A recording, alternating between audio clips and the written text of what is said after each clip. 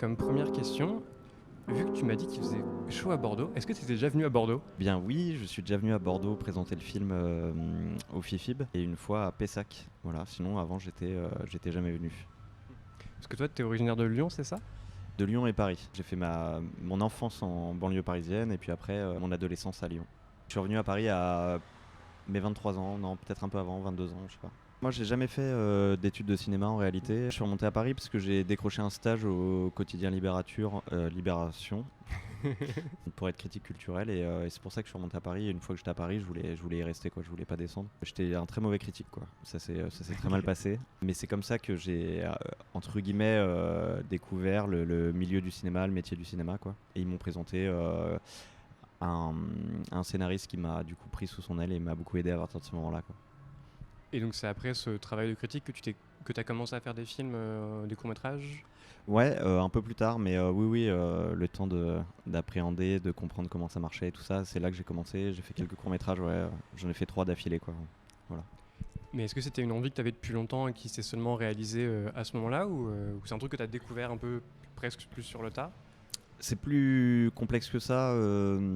Moi, j'ai toujours aimé les films, toujours aimé le cinéma, mais disons qu'avant, je savais pas qu'on pouvait en faire un métier, quoi. Ou même si d'un coup, il me venait l'idée d'en faire, c'était pour moi, quoi. C'était pour m'amuser, pour essayer des choses.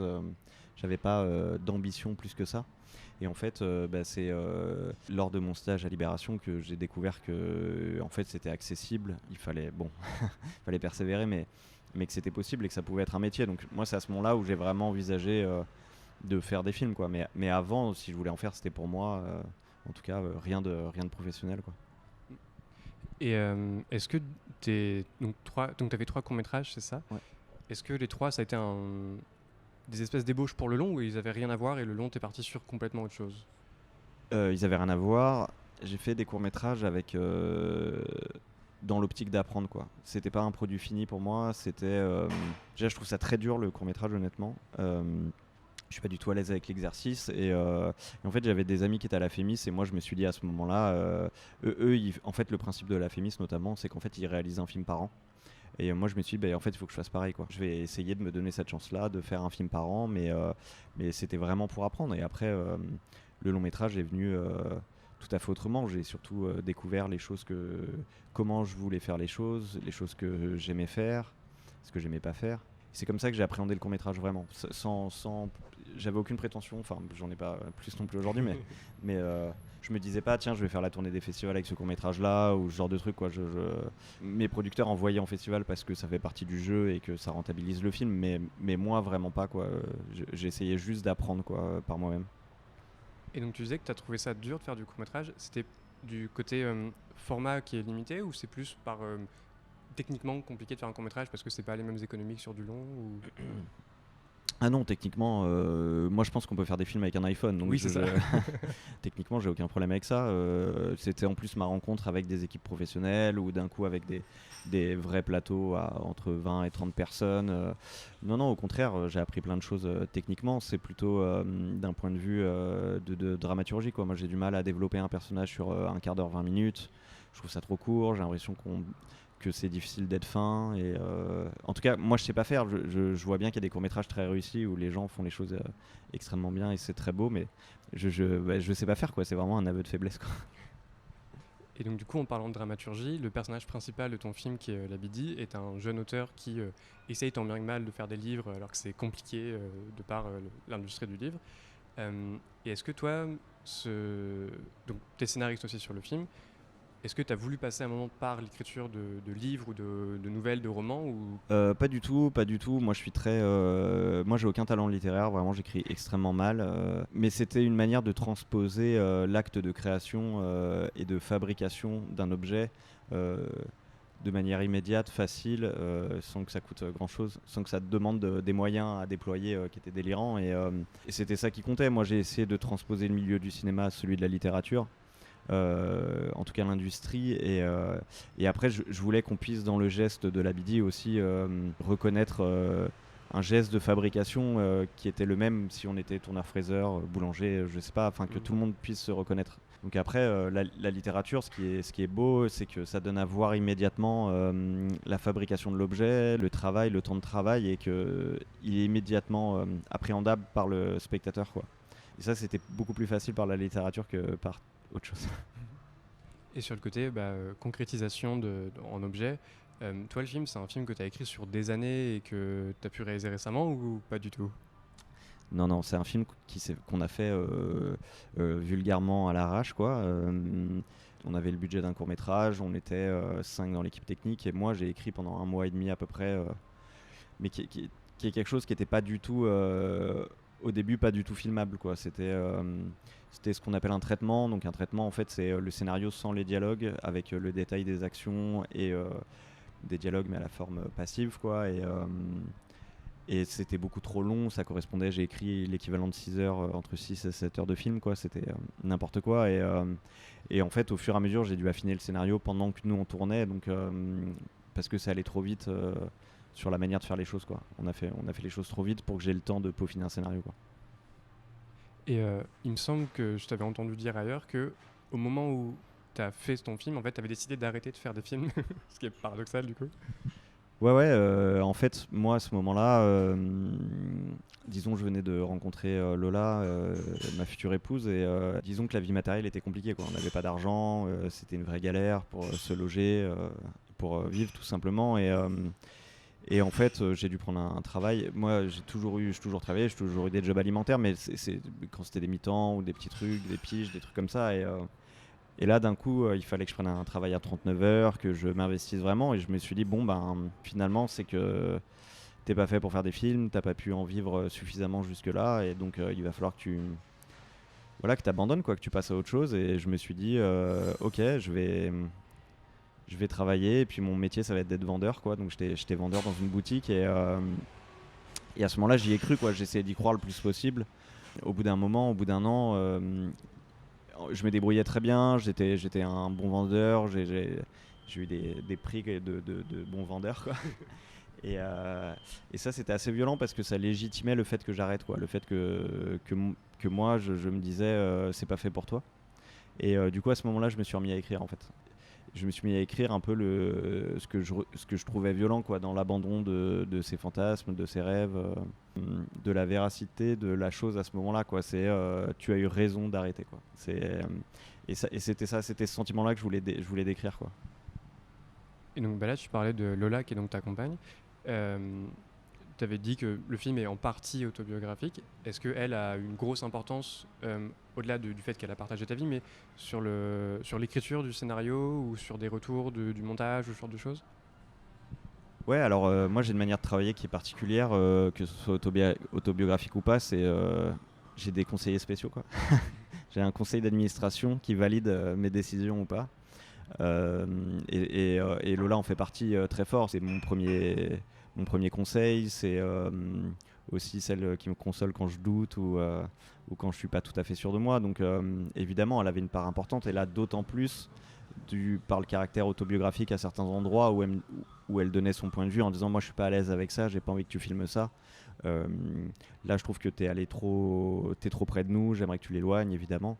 Puis après voilà, elle est costumière sur le film, donc évidemment elle a un point de vue esthétique sur le film, elle a un point de vue sur le montage en disant moi je trouve que de spectateur aussi, quoi, qui dit moi je trouve que ça marche pas, là le rythme est pas bon. Enfin évidemment elle est là à toutes les étapes, mais ce sera pareil sur tous les films, quoi. Il n'y aura pas de changement, je pense. Mais donc du coup, ouais, tu disais qu'elle, des fois, demandait d'aller peut-être un peu plus loin de la vérité. Est-ce que toi, c'est un truc qui, vis-à-vis de toi, t'a fait peur de peut-être je me montre trop sur certaines choses ou ça allait et t'arrivais à avoir le recul en disant non, ça va, c'est cool? Non, en fait, l'histoire était très collective quand même. Il y avait un truc, tous les gens qui étaient dans l'équipe technique sur le film partageaient ce que nous on avait vécu. Donc c'était pas dur d'arriver à projeter ailleurs. Le comédien principal, l'interprète de Labidi, Aurélien Gabrielli, lui vivait dans la chambre dans laquelle on a filmé de 9 mètres carrés. Donc c'était quelque chose qui était partagé par tous. C'était assez facile de sentir que le film n'était pas uniquement moi et qu'au contraire on pouvait l'emmener ailleurs. Le cinéma est fait d'autofiction, Nanni Moretti a fait toute sa carrière là-dessus, par exemple. Donc c'est un exercice qui est compliqué parce qu'il faut savoir se livrer. Ce qui est le plus autobiographique, c'est pas tant ce qu'on raconte sur nous, c'est arriver à faire ressentir ce que nous on a ressenti, quoi. La naissance du sentiment commun chez le spectateur, quoi. Et c'était ça qui était le plus important. Moi, en fait, travailler sur des choses que je connaissais, c'était facile, au contraire. Mais du coup, ouais, bah, pour le coup, c'est vraiment un truc qui est très réussi dans le film, c'est que bah, c'est une histoire où je pense que les gens de mon âge et de ton âge, on arrive assez facilement à se retrouver là-dedans. Et donc tu disais que ton équipe technique, c'est des gens que tu connaissais. Est-ce que tu es comédien aussi ou c'est des gens que tu as découvert bah, une fois que tu avais ton scénario? Je connaissais quasi tous les comédiens.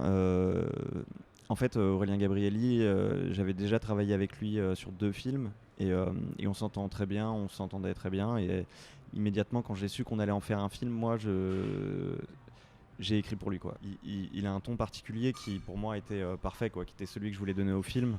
Et après, le truc, c'est quand on n'a pas d'argent, il y a des choses sur lesquelles on doit faire l'impasse et typiquement le temps. C'est quelque chose qui coûte très cher.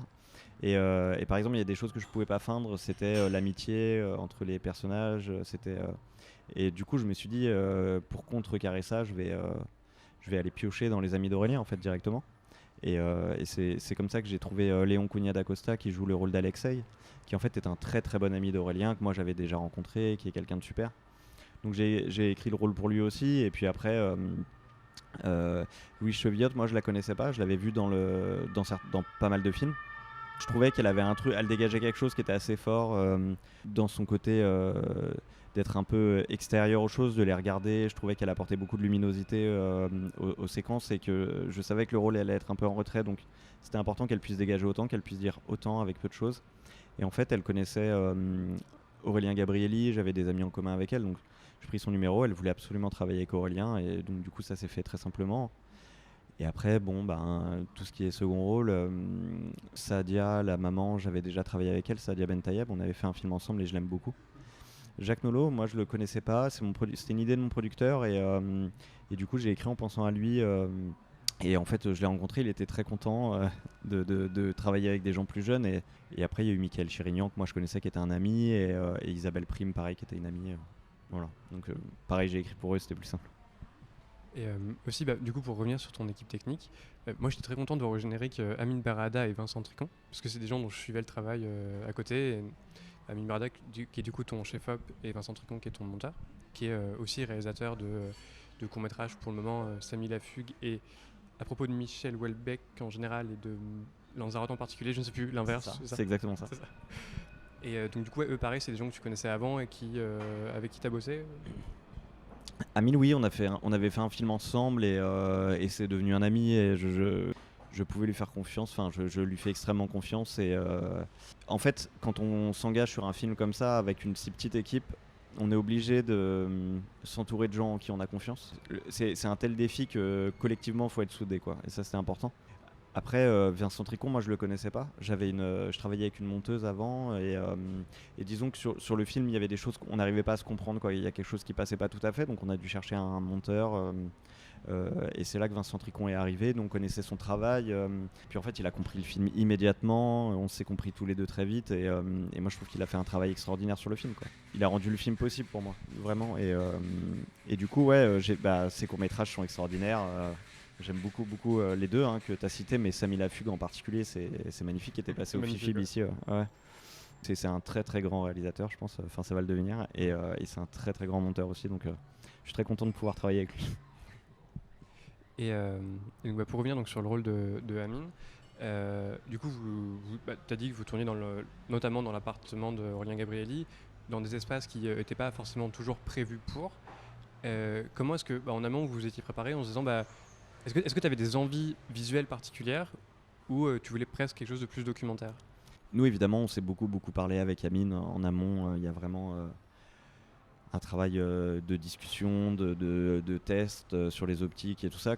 Étant donné qu'on n'allait pas avoir beaucoup de temps sur le tournage et qu'en même temps, on avait un matériel qui n'était pas ce qu'on aurait aimé avoir. On a filmé avec quasi la même chose que vous, quoi.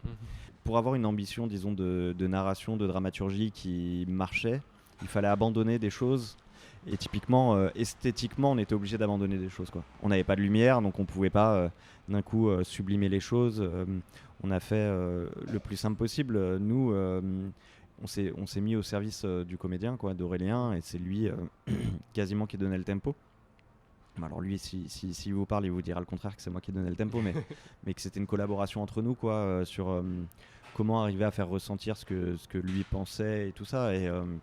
Et donc, ouais, tout ce qui est principe esthétique de base, on a essayé de les abandonner en se disant comment on va faire, mais c'était pas non plus du documentaire, quoi. L'idée, c'était pas lui, il fait ce qu'il veut et nous, on se débrouille. Non, il n'y avait pas de marque au sol, il n'y avait rien, mais il y avait. Voilà, il y avait des mises en place et après une forme de précision dans le mouvement, de coordination globale pour arriver à suivre. Donc nous, on découpait sur le plateau, on découpait avec la mise en place, on faisait pas de découpage avant, on n'avait pas, on avait des principes, quoi, de dire bon là il nous faut un gros plan là-dessus, machin, on va aller chercher ça, on va chercher ça, mais on savait que ça servait à rien d'un coup de dire tiens j'aimerais bien faire, je sais pas, Phantom Thread de Paul Thomas Anderson, quoi. Oui. Ça aurait pas marché, quoi. On serait planté, donc il fallait absolument pas avoir de, il fallait pas avoir de référence là-dessus, quoi. Mais est-ce que par exemple pour de futurs projets, est-ce que toi t'aurais envie de rester dans ce style très je sais pas, nature, tu vois, ou non, ou au contraire, t'as des envies d'autre chose et que là c'était parce qu'il fallait faire le film dans ces conditions-là? Non, là je me suis adapté aux conditions. Moi, je veux pas du tout. Je serais très triste que mes prochains films ressemblent à ça. Je trouve le film très réussi avec le peu de moyens qu'on avait. Enfin, je trouve que ça marche vraiment très bien et donc je renie pas. Je dis pas ça pour renier le film. Oui, non, bien sûr. Non, si j'ai des moyens, je vais les utiliser, disons, quoi. Moi, j'aime bien quand il y a une belle lumière. J'aime un peu plus faire un découpage. J'aime bien que les choses soient un peu plus carrées. Là, c'était vraiment le bordel et arriver à rendre les choses un peu plus, voilà, à travailler plus en amont, à être plus posé, à réfléchir aux choses. Donc non, j'aimerais bien que ça ressemble plus. Je sais pas, moi j'aime beaucoup le cinéma asiatique, le cinéma de Naong Jin par exemple, ce genre de choses. C'est des références que j'ai.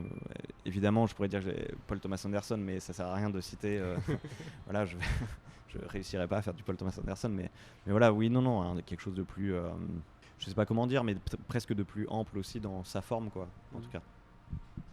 Mais est-ce que du coup, vu que ça t'est venu presque que récemment de se dire que tu pouvais faire des films, est-ce qu'il y a des films qui ont justement été déclencheurs en les voyant, tu te dis bah tiens ça me légitime dans le côté de je peux en faire un ou pas particulièrement?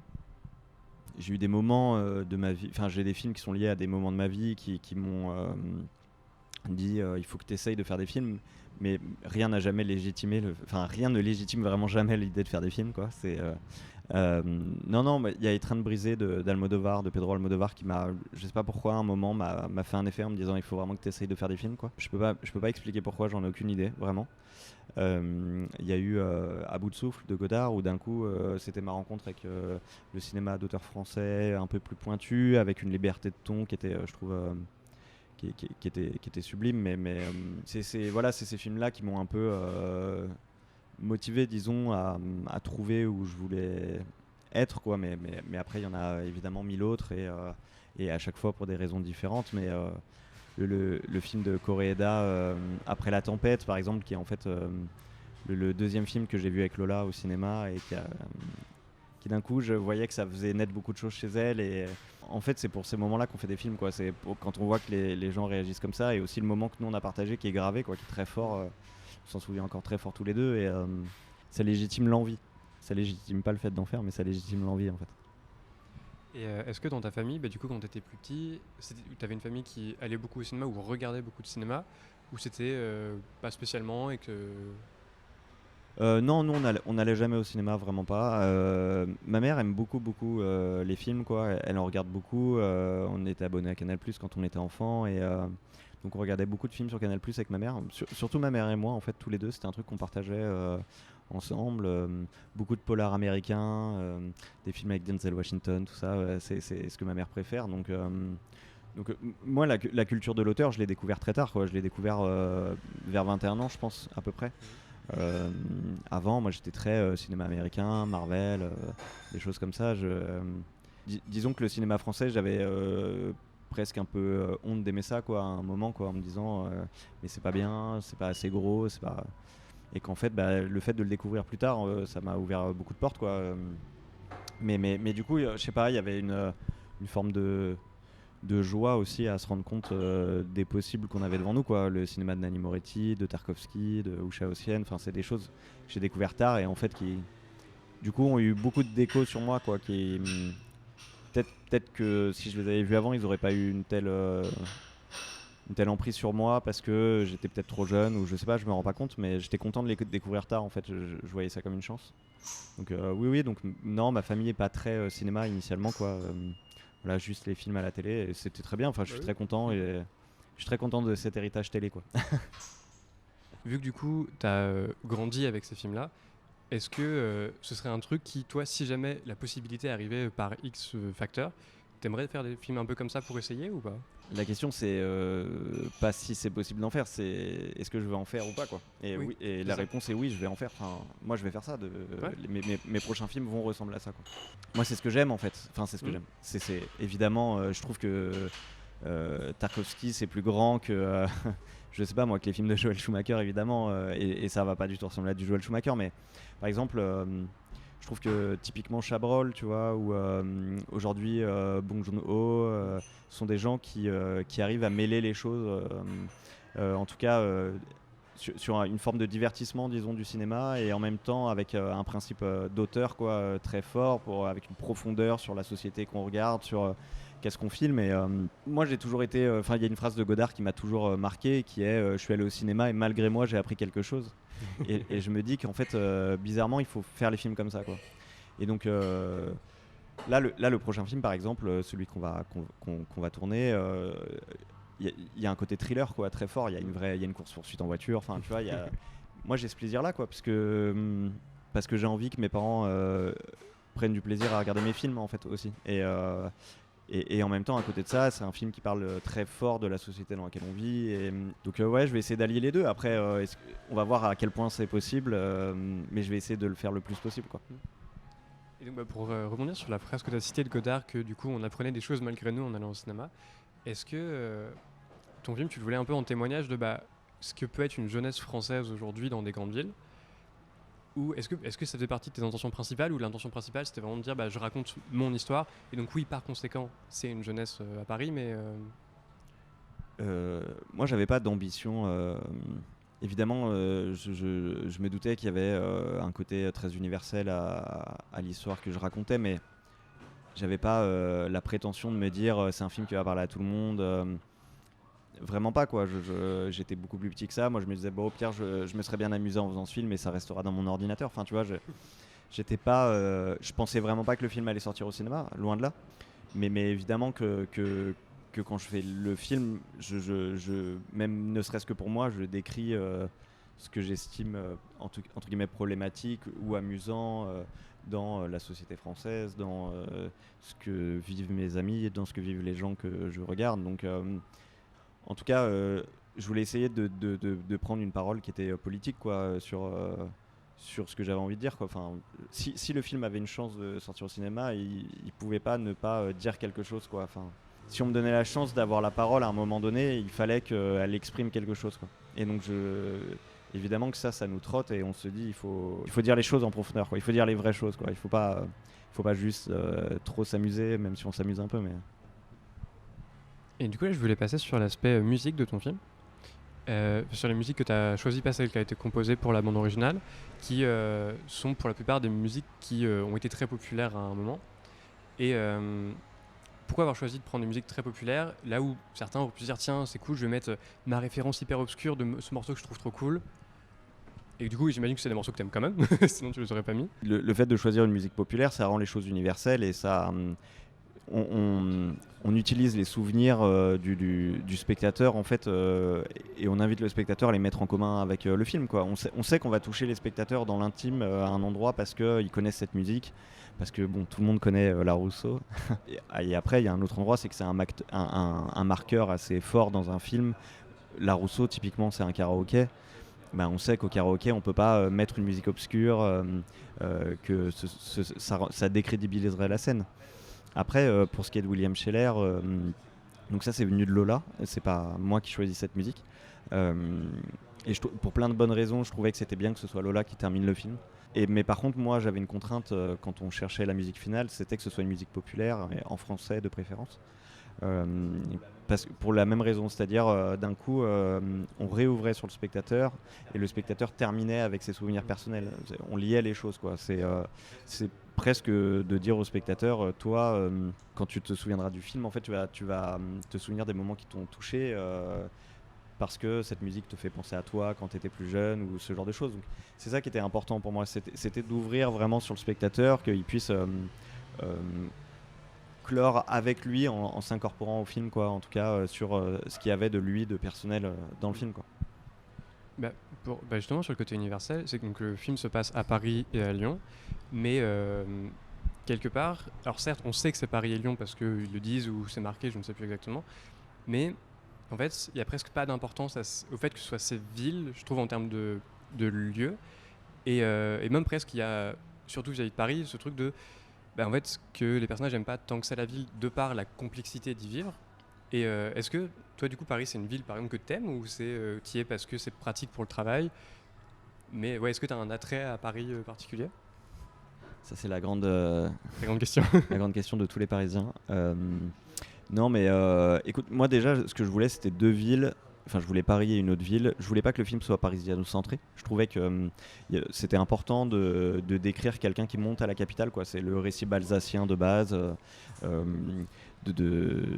du geste d'aller à Paris et pas d'y naître, quoi, parce que en fait, naître à Paris, c'est une forme de bourgeoisie en soi, malgré soi. Enfin, évidemment, on enlève les quartiers populaires et tout ça, mais je voulais confronter Paris à autre chose, en fait, à une autre ville. Et donc c'est pour ça que je tenais beaucoup à mettre une deuxième ville, parce que les choses se discutent entre elles, quoi. Les villes se répondent, elles restent oppressantes malgré tout. Une grande ville reste une grande ville, c'est agressif, on n'y peut rien, on est tout petit au milieu, on se débat avec. Certainement plus à Paris que dans d'autres villes par ailleurs. Paris vraiment démultiplie les choses. Moi, est-ce que j'aime Paris? J'aime Paris. En même temps, je déteste Paris. Enfin, c'est le syndrome de Stockholm, quoi, du Parisien, quoi. Pourquoi est-ce qu'on s'inflige des loyers pareils? Bon, alors. Bon, maintenant ça vaut plus trop parce que les loyers commencent à exploser dans les autres villes aussi, donc il faudrait juste partir à la campagne, mais c'est pourquoi on fait ça. Et par exemple, moi je sais que je pourrais pas vivre dans une autre ville qu'à Paris en France, quoi. J'aurais beaucoup de mal. J'aime beaucoup Paris. Bon, alors après, moi j'ai une attache intime avec Paris parce que je suis très fan de foot et que je suis le Paris Saint-Germain, donc du coup. Il y a aussi ça. J'ai vécu trop longtemps dans la douleur à Lyon d'être pour le Paris Saint-Germain alors que j'étais pas dans la ville de mon club. Après, supporter Paris, c'est pas simple non plus. Hein. C'est pas ça, non. C'est étant supporter aussi, ça fait mal. Ah ouais, les Bordelais, c'est pas simple pour vous là. Bordeaux, c'est encore pire. Voilà. Ça fait partie du syndrome de Stockholm du supporter de foot, quoi. mais moi j'aime très fort Paris et puis pour le travail, oui, évidemment, c'est pratique, mais il faut arriver à filmer des choses qui ne sont pas Paris, quoi. Je pense que les gens n'ont pas envie de voir Paris au cinéma systématiquement et il faut avoir la décence de comprendre ce que c'est qu'être à Paris et pour les autres, pourquoi ils ne sont pas à Paris. Enfin, moi, je voulais pas que le film parle qu'aux Parisiens et je veux pas que mes prochains films parlent qu'aux Parisiens, quoi. C'est vraiment... je m'interdis de ça très fort et pourtant on pourrait, hein, mais c'est hors de question, quoi. Du coup, niveau temps, on va finir l'interview là. Est-ce que tu avais envie de rajouter un truc, toi, en particulier Non, je voulais te remercier parce que de rien. Merci à toi. Pour tes spectateurs, Saul est quelqu'un de très extraordinaire et voilà. Et puis depuis le début, il a suivi le film et donc je suis content de faire cette interview aujourd'hui parce que tu me l'avais demandé il y a un an pratiquement. Non, un peu moins, c'était au Fifib. Oui. Ouais. Voilà, donc je suis content qu'on puisse le faire et qu'on ait trouvé le temps pour le faire. Donc voilà. Merci beaucoup. Merci beaucoup à toi. Très content de t'avoir eu en interview. Et donc, Le Monde est à nous et encore au cinéma en ce moment. N'hésitez pas à aller le voir. Et aussi, merci du coup au bar Le Palacium dans lequel on est pour enregistrer l'interview. Tout à fait. Voilà. Et puis, du coup, on peut finir là-dessus. Au revoir. Merci, au revoir.